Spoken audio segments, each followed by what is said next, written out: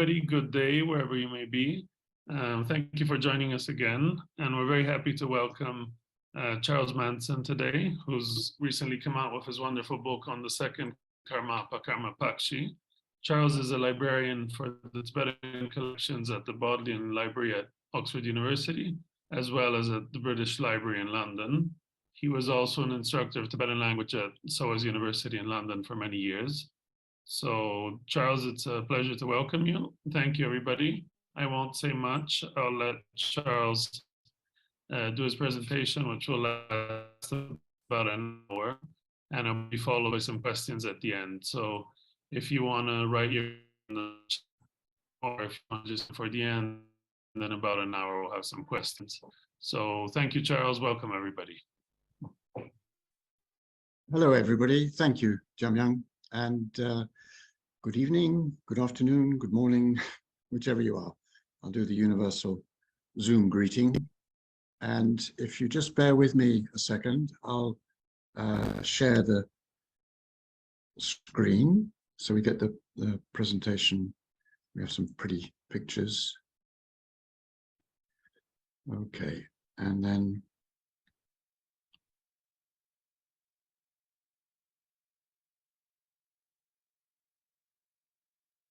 there. I hope you can all see that now. Jolly good. I'm going to have to arrange bits and pieces out of the way. Okay, I'm going to talk about Karma Pakshi. You've probably seen the adverts for the book. It's taken quite a while to get round to it, the research and then the actual writing and then COVID and all of that. And so far the reception has been fairly good, I think, so that's good. I'm waiting for the bad reviews to come. But I hope we'll enjoy this evening looking more from, I'm not going to talk so much about the reincarnation side that Karma Pakshi is well known for, being very influential in starting helping to start the Karmapa lineage. But I'm going to be looking more at his life and some of the poems and songs connected with his life. In the book, there are several translations of the poems. More than a dozen, so we'll have a look at some of those. So just to start, there's the book, and it's published by Shambhala.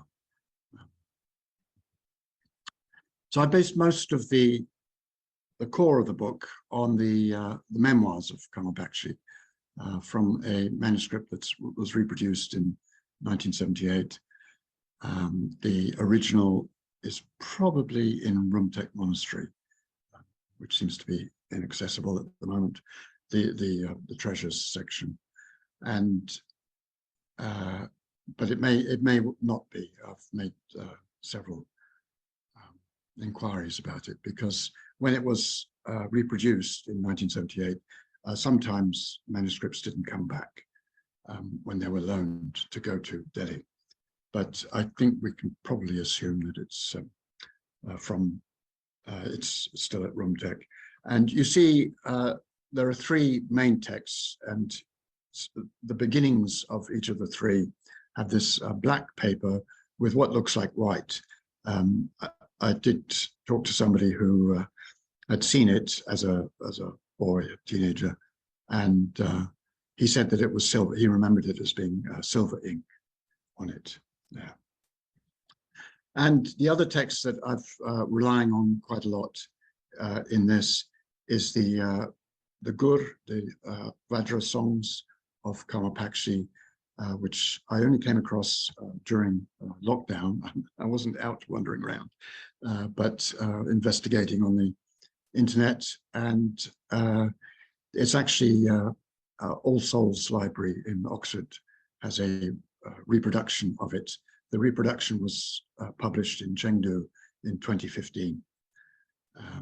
it was slightly hidden. It was in volume 2 in a lot of other stuff. But there it is with 2 illustrations and something over 50 songs, which I hadn't known about. I don't think many people had known about either. There are some folios missing from the reproduction. So even whoever has the original, they seem to have lost certain parts of it. But still there's plenty of material there, which is good to know. Oh, don't know why that came in. There, it's jumped from somewhere.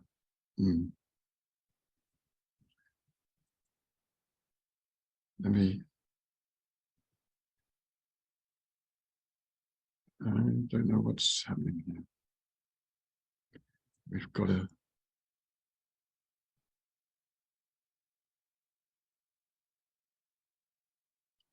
no, I'm not getting a screen share. Let me start again.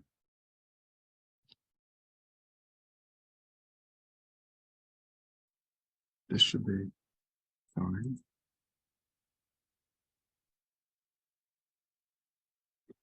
It's jumped right to the end for some reason. There we go.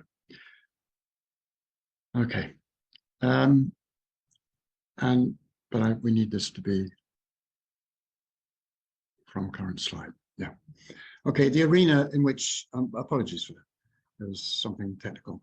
The arena which Karma Pakshi operated in was quite a large area. He started, excuse me, he was born northwest of Derge in East Tibet. He spent about more than half his life in East Tibet area. He then moved to Tsopo, and then, as we'll see, he moved across to China at the invitation of Kublai Khan.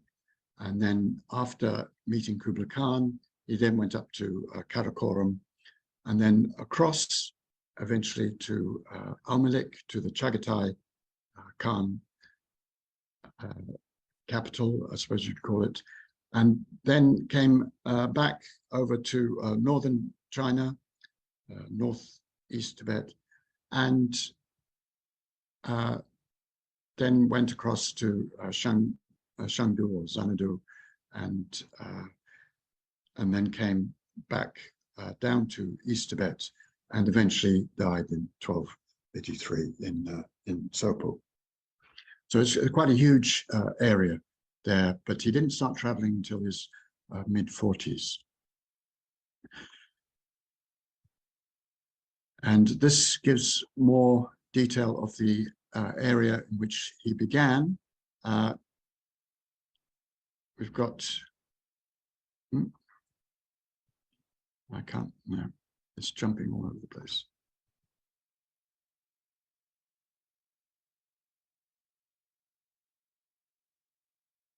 Derge, he was born northwest of Derge. Several places are important to him, monasteries, Kathok, where he was educated quite a bit, and intellectually at least, and Kamagurn, Kamponenang, and Pangpuk, 3 monasteries which he helped to revive. He also went down to Markham and went as far south as Mount Kawakapo at one time. So this is all in the East Tibet area.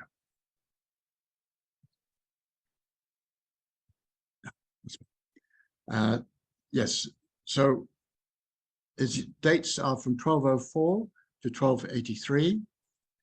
Sometimes it's said to be 1206, but I plumped just, you don't have to keep on writing 1206 as well for 1204.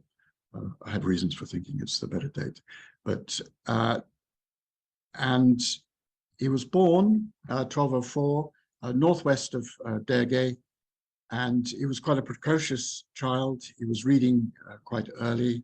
At the age of 6, it was said that he could read the scriptures, the Buddhist scriptures, and read them for other people, course, not everybody, well, probably most people, we don't know exactly, but couldn't read. And he used to read it in people's households as well. At the age of 11, he decided to go, or perhaps he was recommended, but anyway, he started off on his journey to central Tibet to do some more studying, but he didn't get so far. On the way, south of Chamdo, he met Pomdrakpa on the right here, this stylized painting. And Pomdrakpa, his teacher was Drogon Retchen on the left, and Pomdrakpa's, Drogon Retchen's teacher was Dusum Khenpa, who had died in 1189. So some years earlier, about 20 years earlier. Karma Pakshi was 11 years old now. So he met Pomdrakpa on this hill, and he, spent the evening there because Pomdrakpa was giving an initiation there. And Pomdrakpa called him aside after the initiation in the evening and said to him that he'd had visions surrounding Karma Pakshi, the boy, of Dusum Khenpa.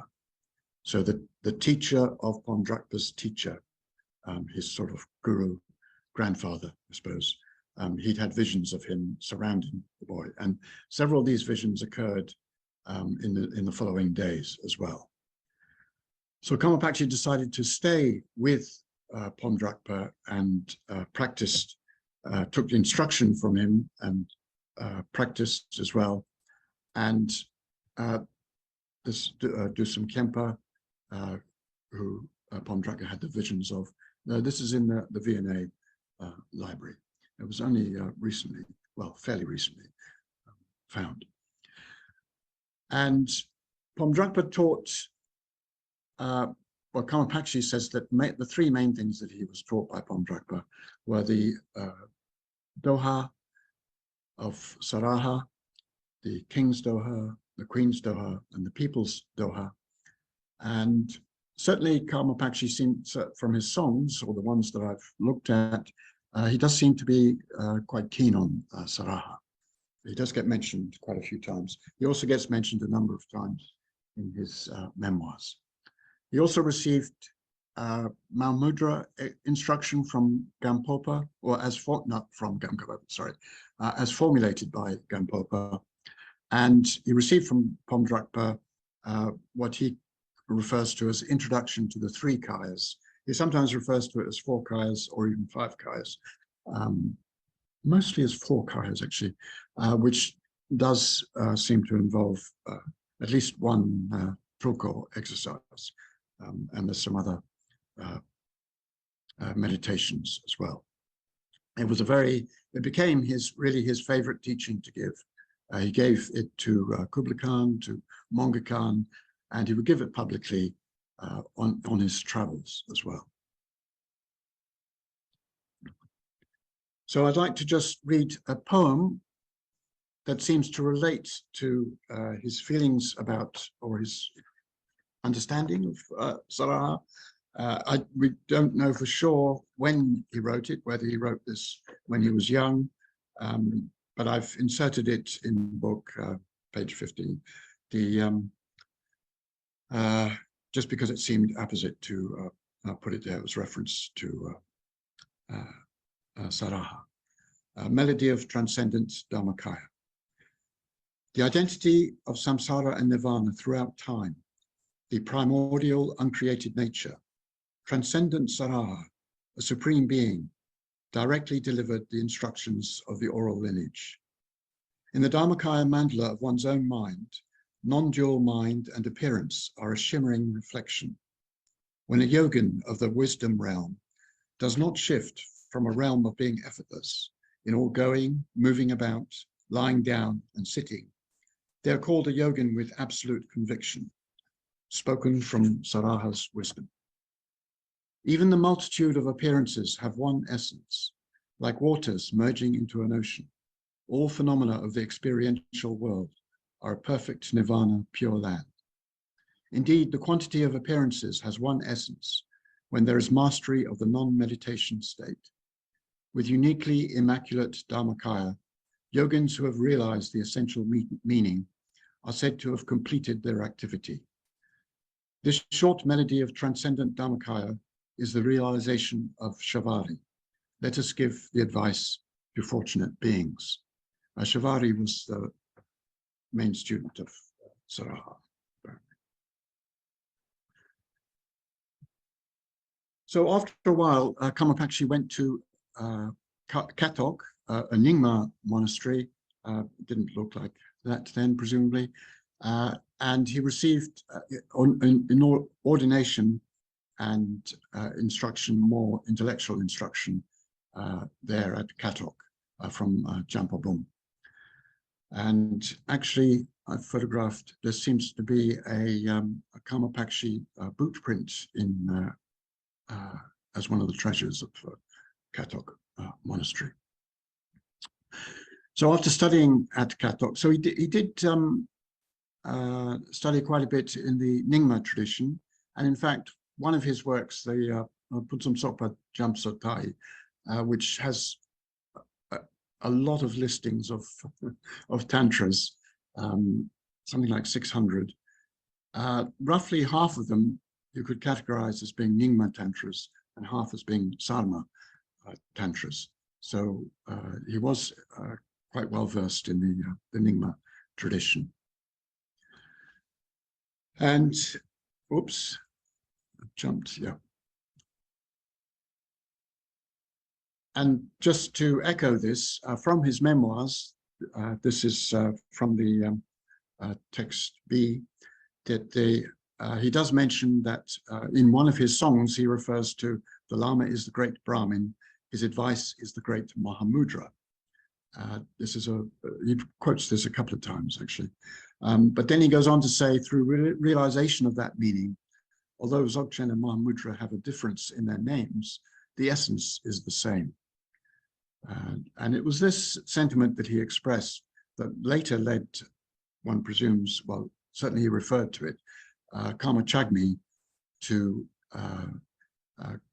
say that Karma Pakshi was, his writings had some degree of influence in the ideas about the union of Dzogchen and Mahamudra, which Karma Chagmi wrote about.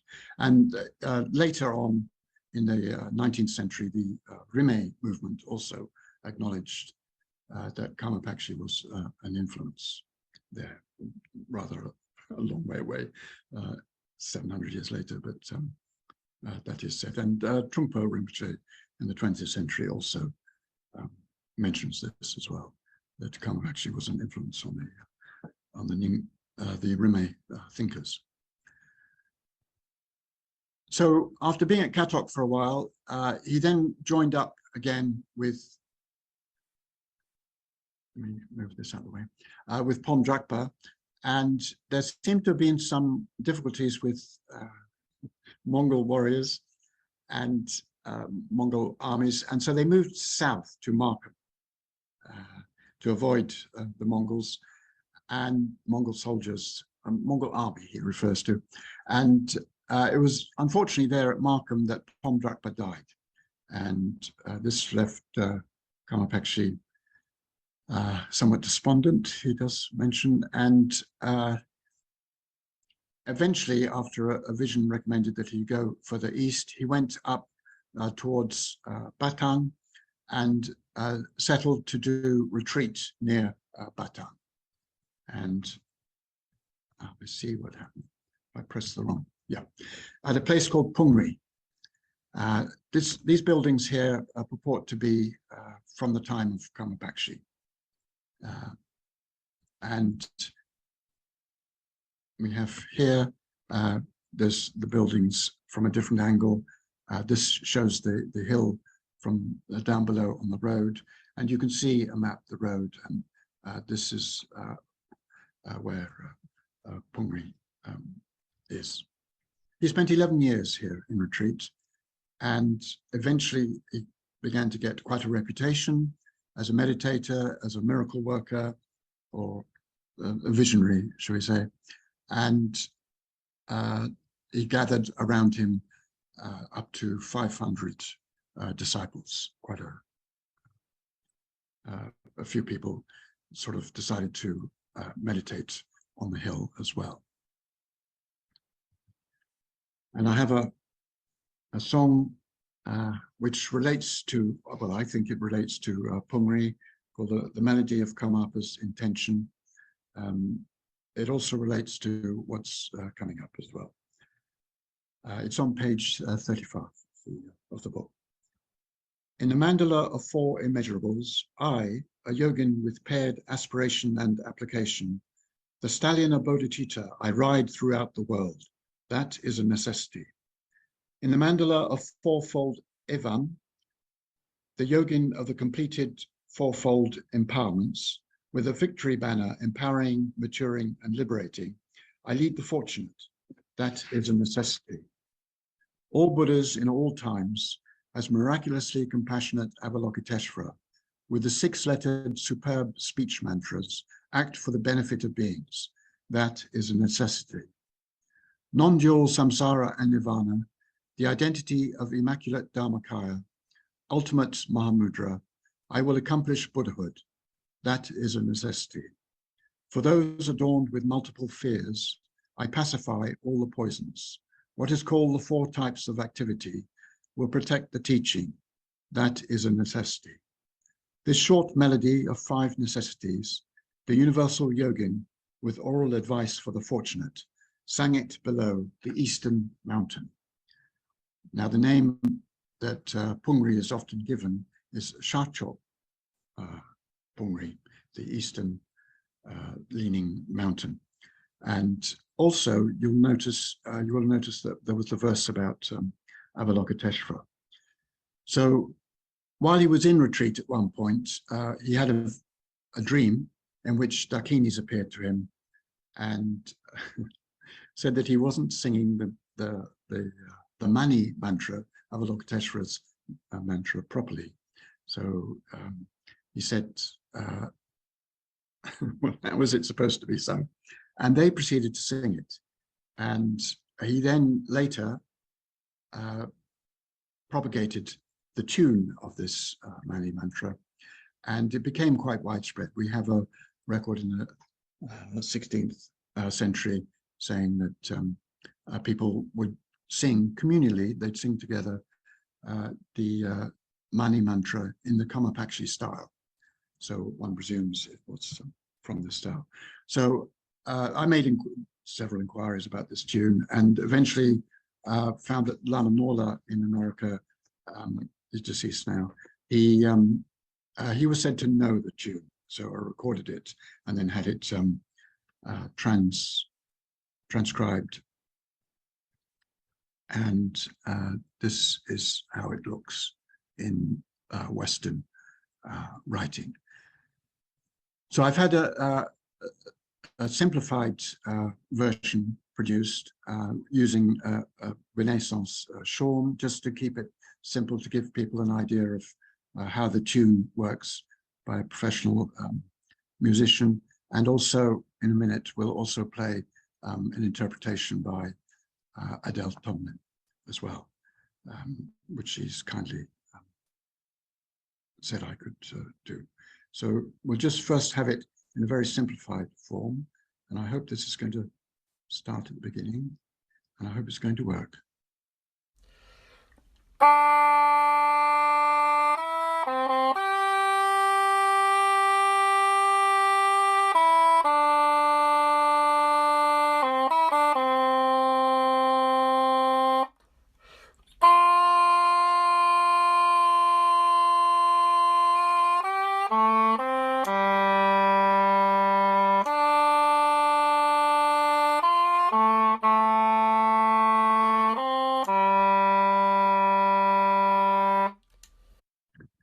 So that gives you some idea of the tune. And if we look at, oh, I'm sorry. this often happens. Here we have Adele's recording of it. And again, I'm assuming that people are hearing this. Yeah. Om Mani Padme Hung.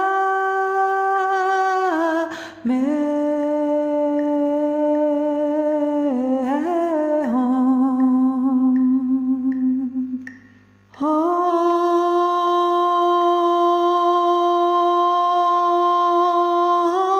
Mani Peme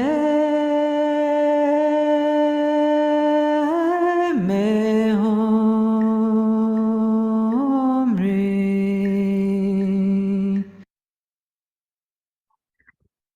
With thanks to Adele.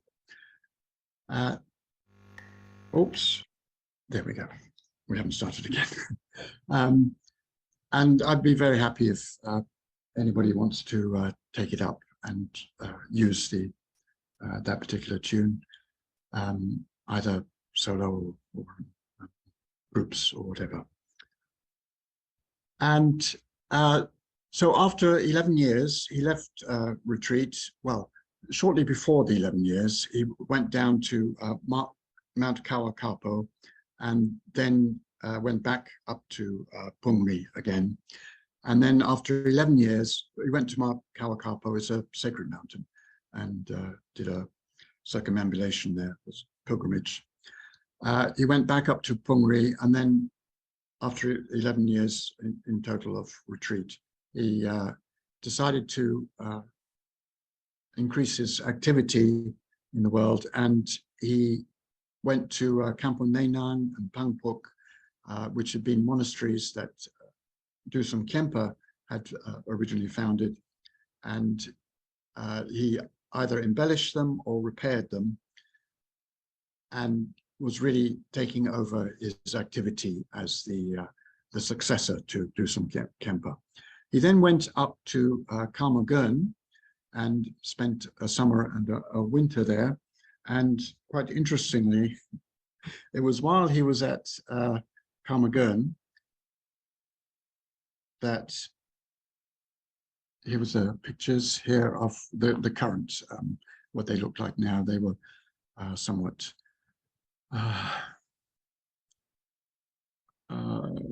dilapidated during the Cultural Revolution, but they've been repaired since. But these give the dates of when they were originally founded. So Karma Pakshi is going here in his late 30s, 40s. So this is almost as well. It's a century after they'd been founded. So you can imagine, and Dusum Khenpa had died in 1189. So you can imagine that perhaps they hadn't been doing so well without a charismatic leader. So while he was at Karma he does mention at one point that he, for summer and winter, he did a Gani Chakra and a Torma offering for 2 young monks from Shangshung, of all places. I just thought that was quite amusing in this context. Of course, Shangshung as a place, an area. But they were important because they said to him that we, with Palden Lamo, the deity, are looking for help at Tsopu. It is time to go to repair it. They requested this again and again. And indeed, he then did set off for Tsopu. So they were instrumental in getting him to leave East Tibet. And when he got to Tsopu, he found that it was actually in ruins, more or less. That's the word that's used anyway. And indeed, the monks, the community there, whatever they were, had taken to drinking and become a bit dissolute. So he set about repairing the building, enhancing it, and also repairing and enhancing the community too. He spent some years here, from 1249, until 1255. This photograph is before the Cultural Revolution. It was then much destroyed, and then it's been rebuilt since. So it may well not have been as tall as this in Karma Pakshi's time, but it certainly would have been tall because, as we'll see later, he built an enormous statue which went inside the building. It became a famous pilgrimage point. In the meantime, we've now got to 1255. Kublai Khan, who was not yet emperor, he was still a prince. His elder brother Mongol Khan was the great emperor of the Mongol Empire, and he was on maneuvers down the west side of China, the east side of Tibet. He went down to Dali, north of the Yunnan province, subjugated the king, well, accepted his surrender. It was quite a quick expedition, and then started to go back to his main area in northern China. And presumably on that journey down and back up, he got to hear of Karma Pakshi, this wonder worker, and he sent an invitation. He sent a messenger to Tsopo to invite Karma Pakshi to come to meet him. Karma Pakshi had his doubts about this, but eventually he was persuaded by a vision to go, and they met in northern China. At first, the meeting was very cordial. He gave Kublai Khan some teaching and his main consort, Chabi. But at one point, Karma Pakshi had a vision and a premonition, a warning that there was going to be trouble at the court, and he decided to leave, which was not very looked on very favorably by Kublai Khan. In fact, it had quite strong repercussions later on, as we'll see. So he left Kublai Khan, not quite sure where, but he spent the next few months in this area here, preaching and teaching and healing to a certain extent, helping sick people. And at one point, messengers came from Mongol Khan, the Kagan of Khans, to invite him to come to Karakoram up here. He was up near Karakoram with his court. And at this time, he was emperor from right across here, right across into Europe, to Hungary, even Poland. Perhaps there had been raids there. Mongol Khan himself had been in what we now know as Ukraine in the 1240s. He'd been at Kiev.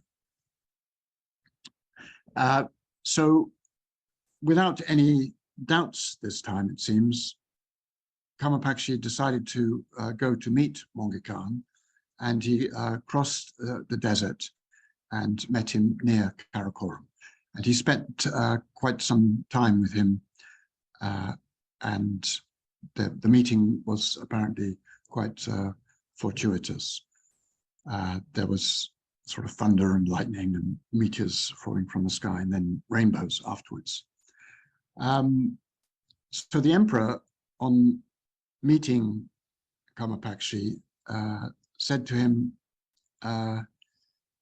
that he is emperor of the world, and Karma Pakshi should remove his obstacles, presumably using his particular powers that he had a reputation for. Karma Pakshi's reply was, well, I'll think about it overnight.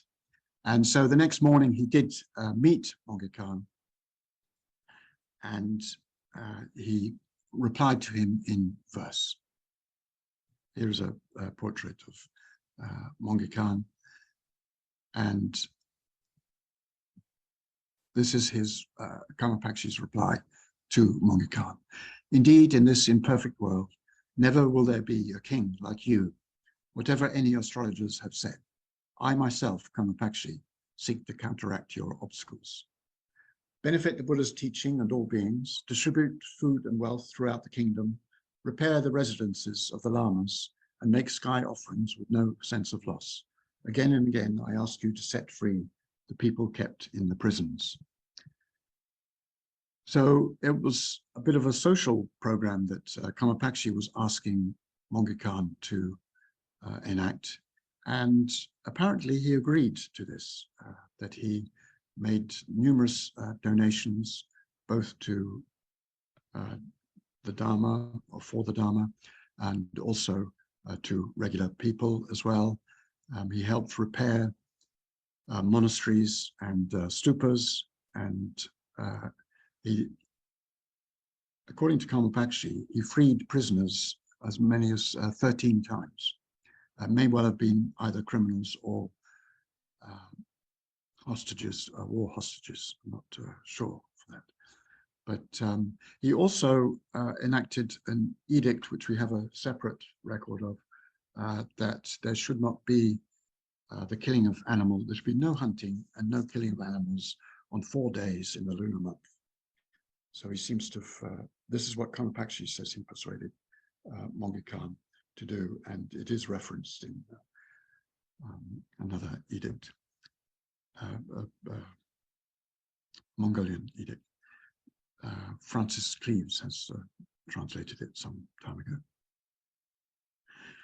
So it seems that perhaps Karma Pakshi was vegetarian. It doesn't exactly say that, but he may well have been, if he's asking him to not kill animals for at least 4 days during the month.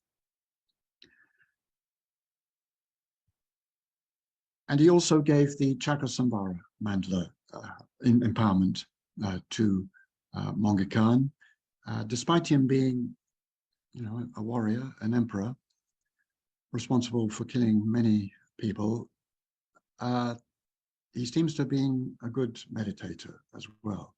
Karma Pakshi himself says this. So they got on very well. It was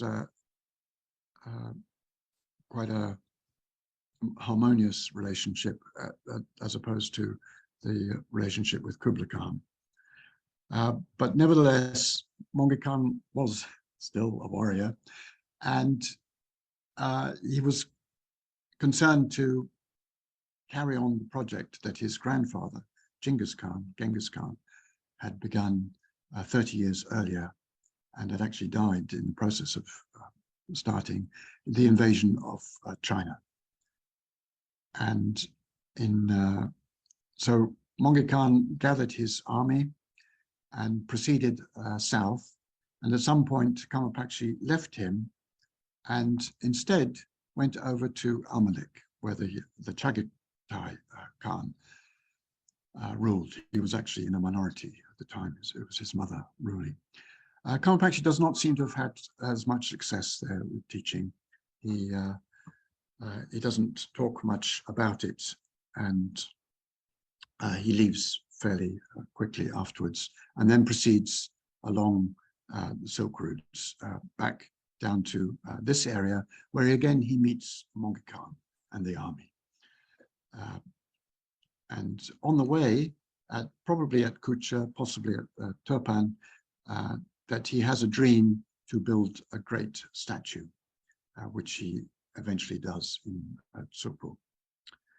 So he met Mongi in this area here, and they agreed to part. And Mongi went further south, and actually he died in 1259 of disease. But Karma Pakshi is still in this area. He hasn't left.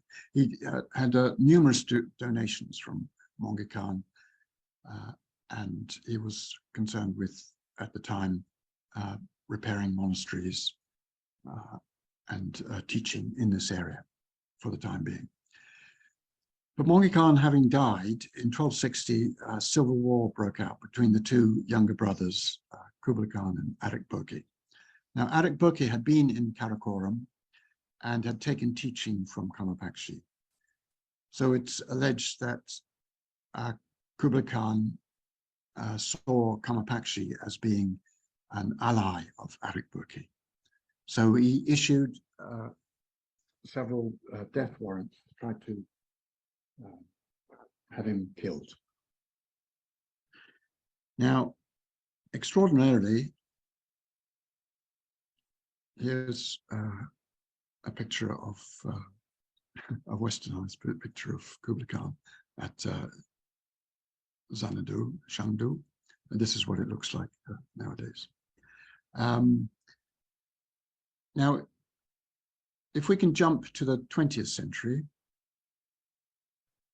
and this is relevant to Namkhai Norbu Rinpoche, when he was just 15 years old, he was traveling in East Tibet.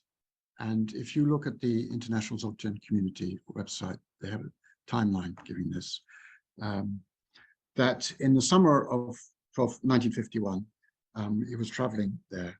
And it so happens that he wrote down, he transcribed a song sung by nomads about Karma Pakshi. And he did not publish this at all. Later, when he met Richardson, Richardson encouraged him to publish it, and he still didn't publish it for some years until 1983.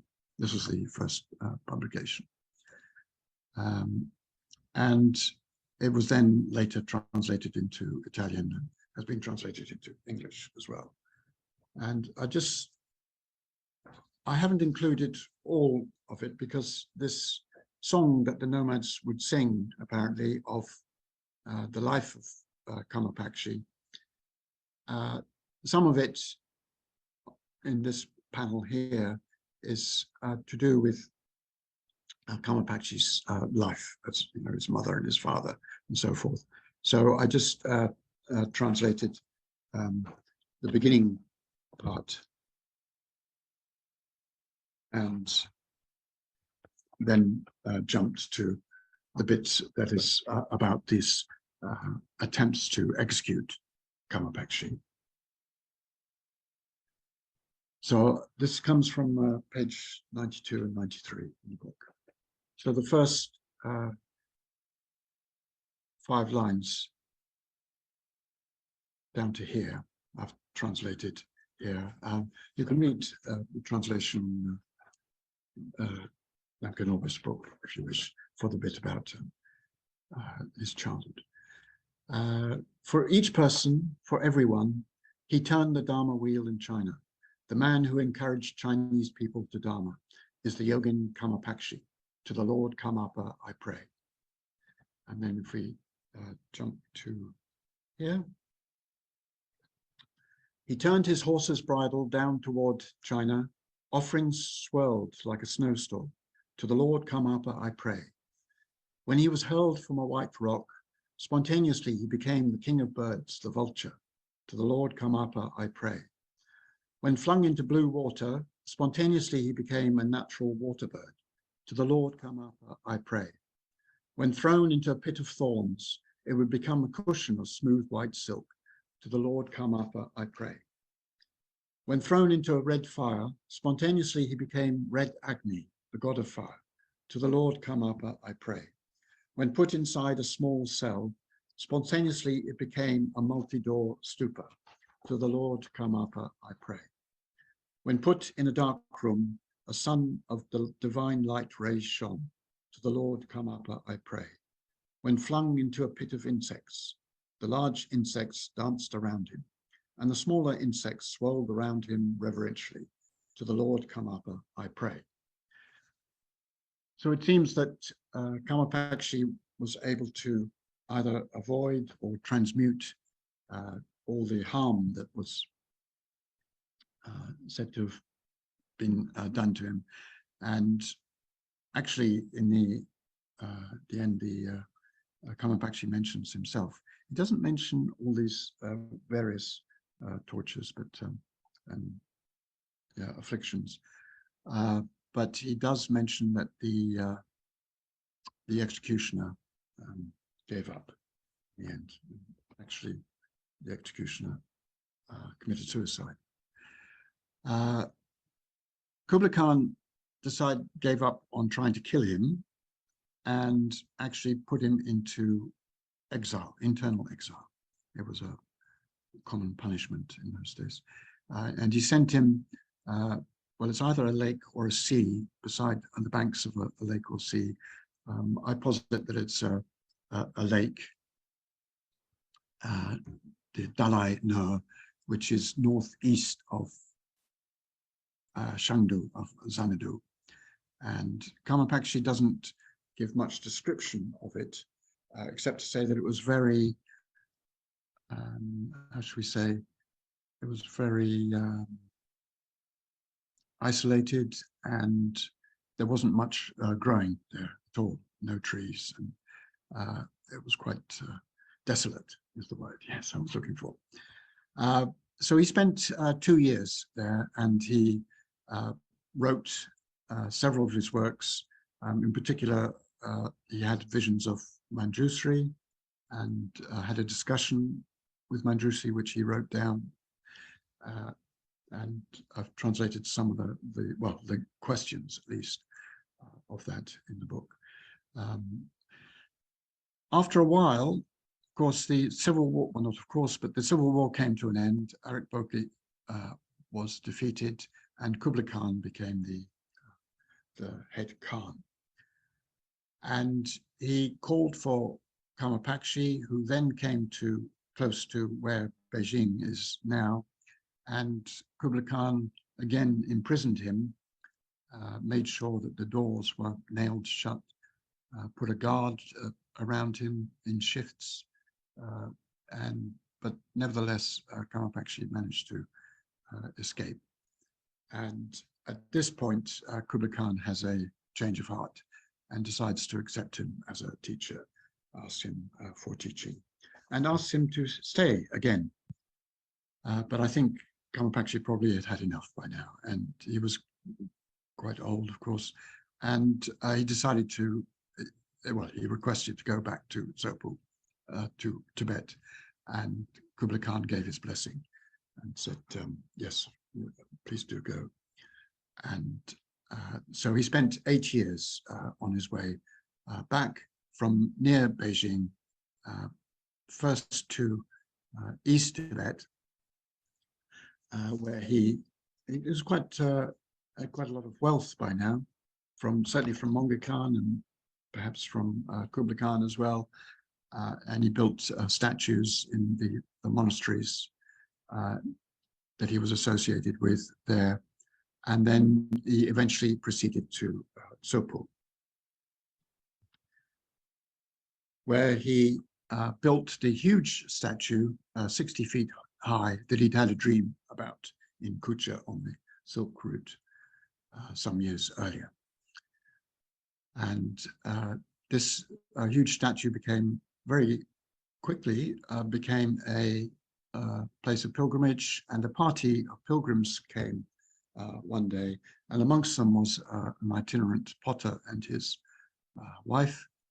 And Karma Pakshi called, well, it mentions that he called the husband aside at one point and asked him if he could loan him his house at some point, which was quite unusual. When he went back to his party of pilgrims, the potter recounted this, and they all laughed at him because he had no house. He was an itinerant potter.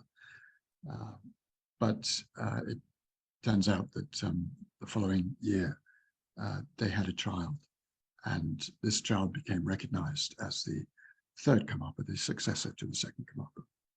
But he also Karma Pakshi had to ensure that the teachings and perhaps the realization, the mind-to-mind transmission was relayed to the new incarnation after his death.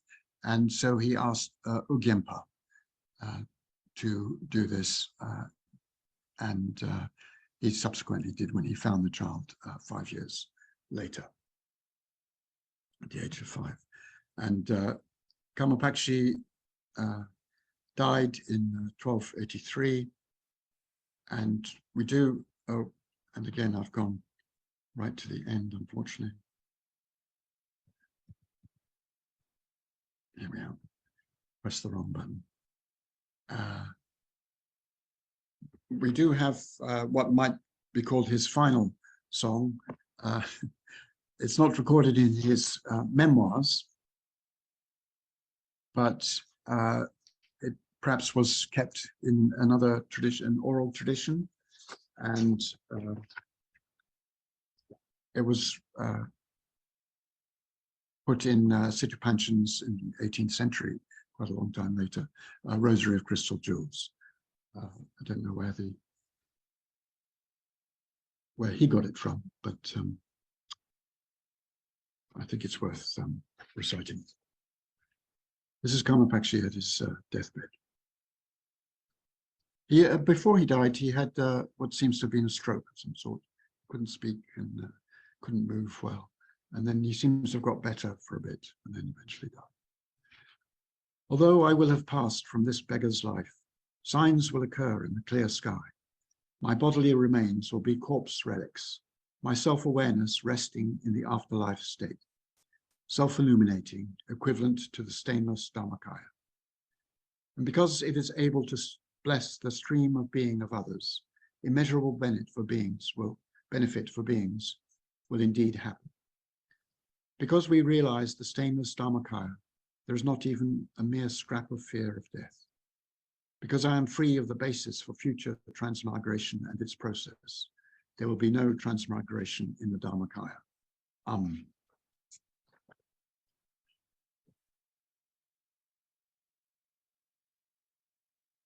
So perhaps I'll leave it there. And if you have any questions, please feel free to ask. Charles. Yes. Hi, it's Naomi here. Hi. I was a little bit surprised that you didn't mention that the ornament of the world was blown up, blown to smithereens by the Chinese in the Cultural Revolution. Yes. Although it's a postscript and it's way after, but I thought that, well, it occurred to me that perhaps a footnote or something, but anyway, it's too late now. But no, that's fine. Yeah. I was, Thanks. Yeah, why you didn't include that information, that's all. I did in the book. Oh, you did? Oh. Yes, yes. Oh, I didn't read your footnotes, so I don't know. Oh, right, okay. That's the most interesting bit. Supposedly. Yes. Oh dear. Yes. Well, I won't find it now, but No, it it's is. Yeah. I mean, it's yeah. It is a footnote. Yes, I suppose, in the same way that you've mentioned it now. Yes, it was blown up. I actually did see them recreating a large statue. When was that? 2010, I think. You certainly heard it in those days. No, it was even earlier. 1995, 1994, perhaps. 1993? It's 1994, I think. Yeah, they were banging away. It was a repoussé. They were making it. They subsequently, it wasn't, somebody's estimated it as being about 40 feet high or so. Oh, not as high. Sorry? Not as high as it had originally been. No, no. 120 feet or something like that, wasn't it? No, 60 feet. Yeah. If you look at the picture of Tsopu, you can see, how many stories it is. I mean, 60 feet's what, 6 stories. So Very going right up the middle of it. But I'm told that the 40, it's 40 feet now, the one that they've put there. I'm also told that the bits of the original are kept as sort of relics as well. People keep them. When I was there for the enthronement, people were still scratching around for the relics that Right. were inside that statue. Yes. I mean, Yes. it's absolutely amazing. Yes. Yes. The I mean, there are some in the book. I do mention, it's a bit of a sort of segue, really. Some Japanese statues of Buddhas, metal ones, not stone, and which have become, they still exist from the same period, roughly, and they're quite a bit smaller. So it was quite a feat in this remote area to you just think of, they had to melt the metal, well, get the material to melt it. Was it coal? Was it charcoal? Yeah. And then actually make it as well. It was quite, he does go into, he devotes quite a section of his memoirs into this and the obstacles that they had in making it as well. There were fights among the workers, and then that spread to the kitchens as well. That's right. I remember that. Yeah. Yeah. A few people got killed in the process. Yeah, one person. Yeah. It was, yes, it was difficult times. So, sorry, Charles, I have a question. Of course, yes. Can you hear me? Yes, I can. Yes.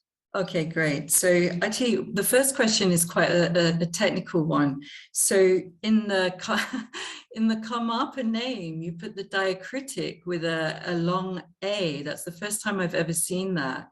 Is there a reason that you've put the long A in the Karmapa's name? Because you haven't put that in your book either. I think you'll find it is in the book, where it's a quotation. Yeah, people should read this book. No, I have the book, and Yes, throughout yeah. the book, the Yeah. Karmapa's name does not include the long A diacritic. No, it wouldn't in the English part, but when is actually referring, it's a translation from the memoirs, then it does, well, I insisted that it be kept because that's how it is spelt in his memoirs. That was my point, so to speak. Really? That's how it's spelled in Karma Pakshi's memoirs, with a long Yes. A diacritic. Yes, again and again. Interesting. Yeah, and actually in the songs too, I think I'm right in saying, if not all the time, then certainly a lot of the time. I just, it would be nice to find one immediately. Yeah, example, because when I read the book, I didn't see it with the long A diacritic, and normally it's not. So that's really interesting. Yeah. If it is in his memoirs, it's like that. Yes. Where did it? It'll be in the translations part. Yes. Yes, I find that. Right. What is quite interesting is that he doesn't refer to himself as Karmapa very much at all. And if he does, it's usually in the context of Mongolia. So I'm not sure that how much he, sorry, no, wait a minute, am I right in that? Oh, no, sorry, I'm wrong in that. Yeah, sorry. He refers to himself as Karmapa a lot. He doesn't refer to himself as Karma Pakshi. That's the thing, yeah. Sorry, I just have another question as well. So you mentioned about Chogyam Trungpa. Yes. Said that Pakshi had been an influence on the Rime movement. Yes. This is also interesting. When and where did Chogyam Trungpa say this, that he was influential in the Rime movement? Is that in your book as well? I think so, yes. Okay, because I missed that bit out of my memory. Is there a text where he says it, or is that a speech that he gave where he was talking about that with the Rime movement? I think I might have given the reference. It would be in the bit about his legacy, because there's a section on the Rime legacy, so to speak. Yeah. Let's see, legacies, termers. I'm just looking at an early Rime influence.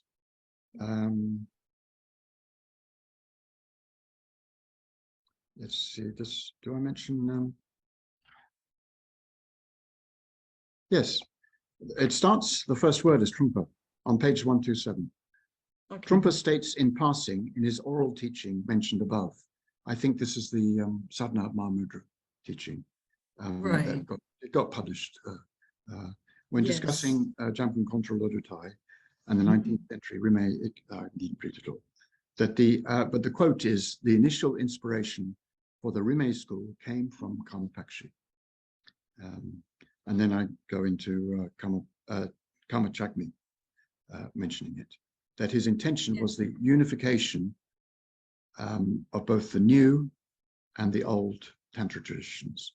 And his ultimate intention was to unify Dzogchen and Mahamudra. That's Karma Chakmi's claim. And yeah, then I discuss it a little bit. Yeah. It's an interesting point. It is very interesting. Thank you so much. And just one last question. So you mentioned that Karma Pakshi's executioner committed suicide.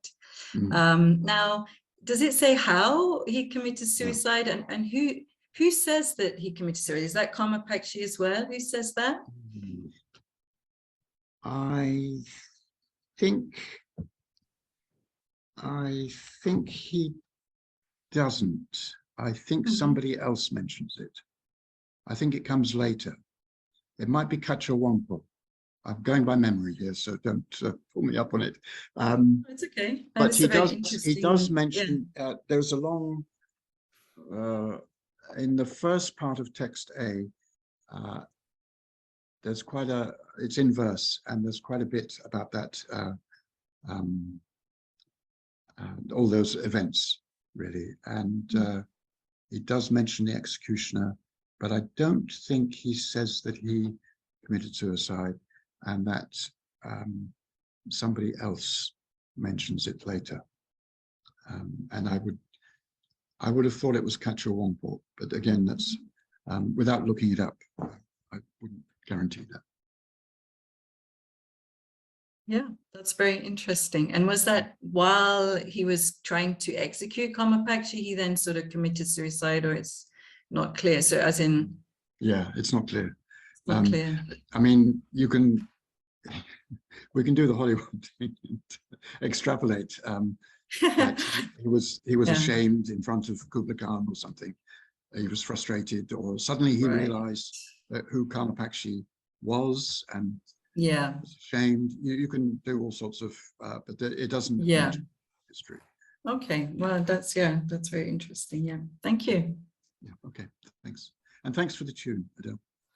Thank you, yeah. I await a new edition.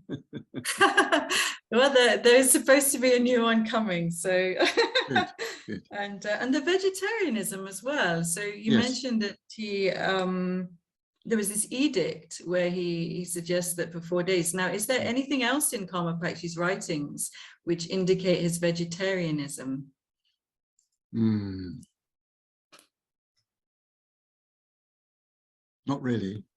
Okay, yeah. Not really. I can't think. I think if you really looked for something, you might find it, but I mean, even that is not, it's not explicit, is it? You know, he didn't make him not eat meat, but at least the killing didn't go on. Yeah.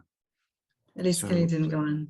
Yeah, it was like an amnesty. And you mentioned 17th Karmapa, Oginchen Doje gave you some texts regarding the reincarnations of Karma Pakshi in his previous lives in the book.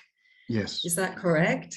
Yes. So this is something obviously you didn't mention in this talk. No. But could you maybe say a little bit about that? So how you got those texts from the 17th Karmapa, or is that, you know, so how did that come about? That's quite interesting. It was a hot day. I remember. Okay. And he, I was seeing him, you know, and talking about Karma Pakshi, and he disappeared into his room and came back with this. It's actually on TBRC. My photographs are there. Okay. He came back with what it was obviously 20th century, written on, you know, lined paper. It was somebody had copied this out, and it was sort of A5 size in a nice silk wallet. And I said, could I photograph it? So he said yes, and I went out and photographed it.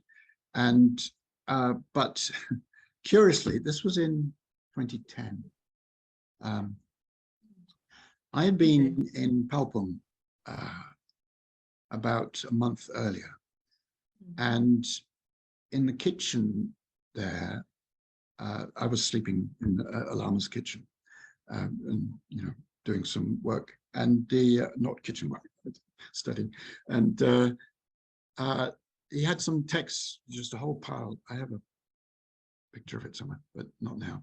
And I found this in amongst these texts. There was one manuscript, and in amongst that was something about Karma Pakshi. So I photographed this, not really knowing what it was.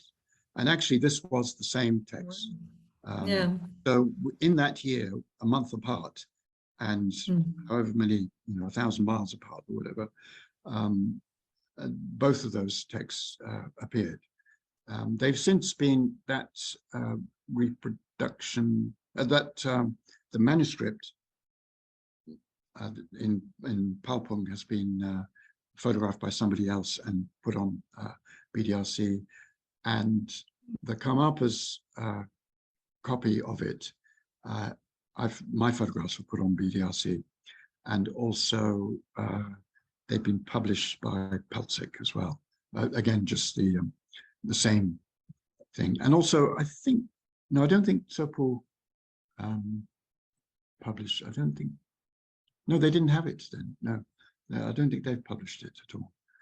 So it's in manuscript form at the moment. Wonderful, yeah. Great. There's 17 pre-incarnations mentioned. There are 4 co-incarnations, including himself. So 3 other people that lived at the same time. And one was a barmaid. And then there were 3 future incarnations mentioned. Yeah. Wonderful, yeah. It's so interesting. Thank you for sharing it in your book. Yeah, yeah. It doesn't mention it an awful lot. But it just, it needs some more work, really.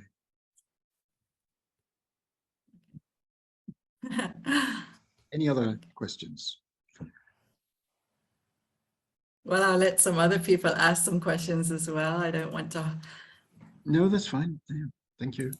If they have any. Were there any in the chat? No? Silence.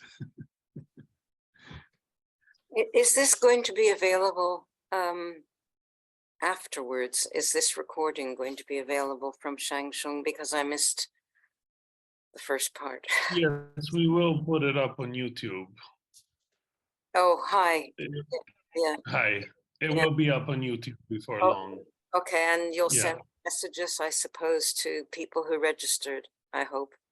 I suppose, yeah, or just check in a couple of weeks, I'd say. Usually less than a couple of weeks, it should be up. Yeah, but it's hard to know where to go if you don't actually. We can put the link to our YouTube channel in the chat right now, so you can be sure to have it. Just a second, please. Okay. Mandy. Charles, I had a question for you. I remember reading that there was some confusion to authorship of some of his works because he would sign himself as Ranjung Dorje, which is the same name as the third Karmapa. Has light been shed on sort of texts are disputed? Is it many? Is it a significant proportion of his writing? Yeah, it was some. I think largely this is a 20th century thing that people made this error. And some of his works got ascribed to being third Karmapa. The present, well, the Urgent Trinley, he mentions that, I think it was in Berlin, that the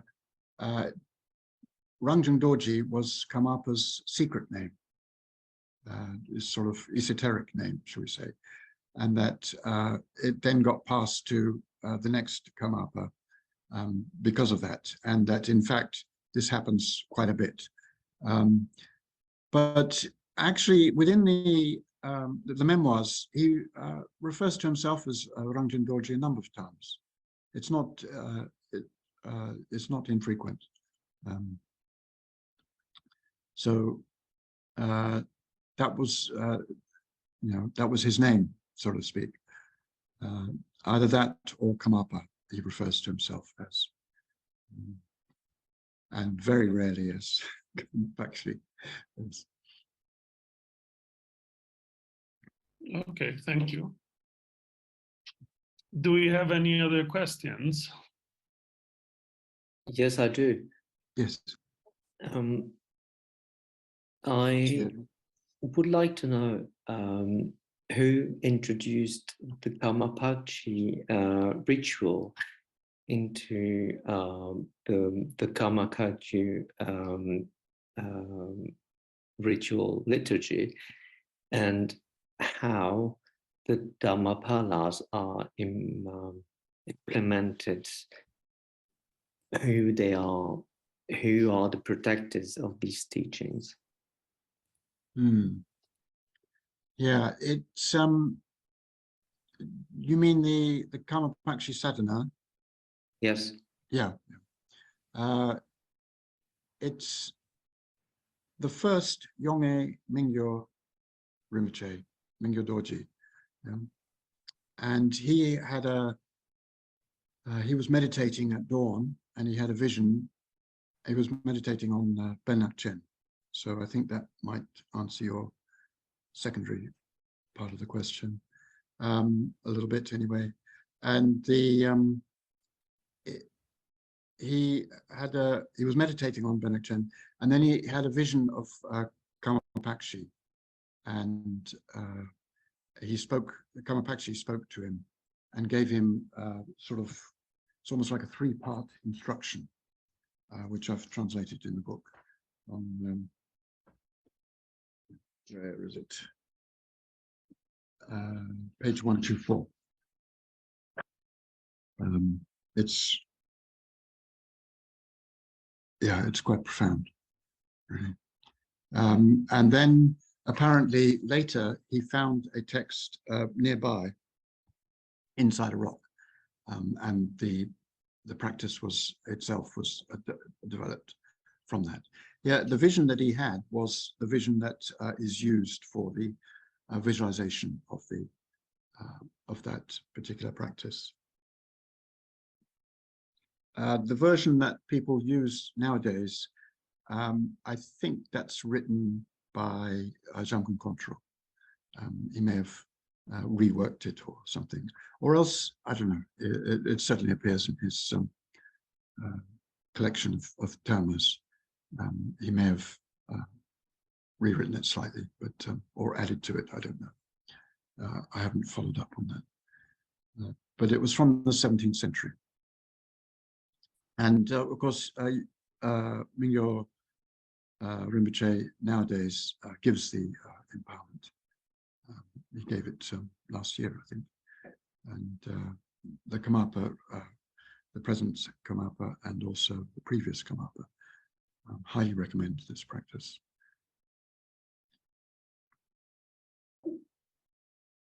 Yeah, there's also a short Karma Pakshi Guru Yoga by the 15th Karmapa as well. Yes, yes. So that's also one that they practice quite a lot within the Karma Kagyu. Yes, yes, yes. I don't know. Actually, yeah, there's an article here if people want to read it. It's all about the Guru Yogas of Karma Pakshi and the second Karmapa, and it talks about the 15 Karmapas text in that. Mm-hmm. So that's quite a popular one. Mm-hmm. Yes. Yeah, I have the instruction you gave me, Dorji, here. It's a couple of pages. I don't know whether. Sorry? It's a couple of pages. I don't know whether to read it or not. It's quite. Maybe if we don't have any more questions, I could finish with this. Yeah. Sounds yeah, good. please do read it, Charles. Okay. And thank you so much for an excellent talk. I don't have a question. I just wanted to say thanks a lot. Right. That's the sort of question I like. Thanks. Okay, this is on page 124. And there's the whole vision of the Karma Pakshi practice is appearing in front of Rinpoche. And Karma Pakshi gave him this advice. Kye ho, the indescribable wisdom of self-knowledge in a mirror of appearance of the environment of desire. The basis of delusion arises following the energy of knowledge. The habitual tether of clinging to projection as truth is revealed as whatever illusions appear in manifold ways. Whatever has arisen, a realm of unreal suffering and happiness, look nakedly at that, rest in naked self-awareness. The symbolic Lama appearance, the arena of appearance, unattached to whatever has arisen, is self-liberation. How wonderful, Emma Hall. That is the way to see the fundamental mind itself. Its appearance is the Lama symbol. That is the way to meditate on the nature of the mind. Then there is the way of training in the arena of behavior on the path. This is the second part. Kye ho. At the time of the non-stop multiplicity of appearances, out of confusion, whatever despondency, fixation on dualism, or hopes or fears have manifested, look at them as though they are the direct face of the 5 poisons. This aspect of delusion that has arisen, caused by emotions, is the mind desiring contentment, craving the 3 poisons. In terms of food, wealth, enjoyments, status, and friends, be free of activity, devoid of fixations and anticipations. Rest in the expanse of the fortuitous realm beyond intellect. Not clinging to whatever has arisen, a state of self-liberation from whatever has arisen, that is the path of seeing nakedly the awareness of mindful non-distraction. That is the way to train the mind on the path. Samaya. And then the third part, Kye ho. From the flow of naturally occurring self-knowledge, whatever has manifest, free of the complexity of non-desire or desire fixation. In a state of simplicity, apparent experiences are purified. The realm of appearance is empty as the expanse of the sky. In its midst, wisdom resides, inexpressible, beyond intellect, staying unwavering, unmistaken, nakedly seeing, and without substance. It manifests multiplicity. The activity of projecting out and gathering in is the coursing of the energy of consciousness. Whatever activity occurs, its unreality is revealed on the path of liberation. If you realize this point, you will become a Buddha in one lifetime. Samaya.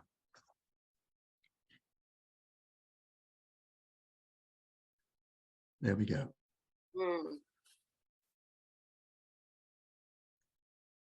Thank you very much, Yang, for inviting me. Thank you, Charles. Thank you Thank so you much for all these your people I see in front for listening to this old man. Okay, Thank you for writing the book. Really, it was a pleasure to read. great.